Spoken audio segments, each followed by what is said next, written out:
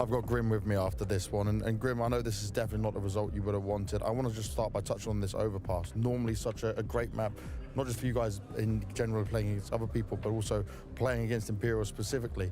You got off such a slow start even with getting the pistol. You won both pistols and just not enough rounds. What was missing today?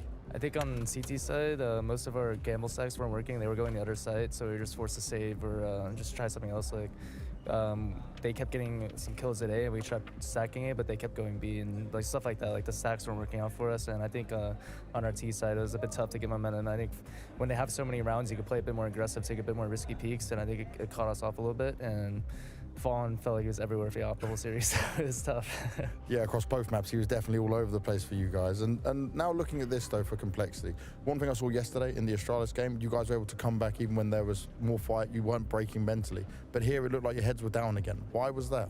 At least for me, I didn't feel like my head was too down. Like I kind of had like the same mentality as I did yesterday in the Astralis game personally. But it can just be like when you lose a couple unlucky rounds or something like that, or rounds that you think you should have won, or like you got shot in the back. Like it's kind of, they can make people a bit mad or upset. I mean, that's everyone. But I mean, at the end of the day, if you're a professional, you got to come in here, like just understand that those rounds are going to happen and try to move on the best you can.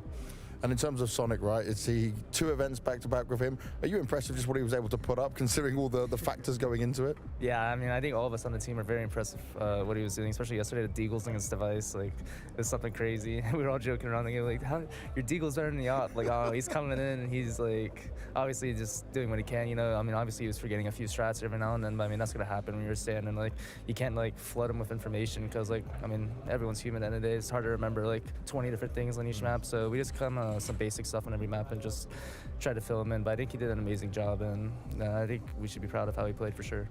Now, obviously, we're going straight into the player break after this, some much-needed time off. Are we hoping to see you back in the complexity journey afterwards, Grim?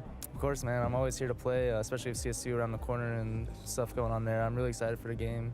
Obviously, undisputed show match king, CS2. I'm just kidding. But, you know, I'm really looking forward to the game and the changes it will bring. So I'm going to be taking some time to reset with family, go home, see what's going on there, see my family, and just try to grind the most as I can. And hopefully when CS2 comes out, just grind it like best I can. So.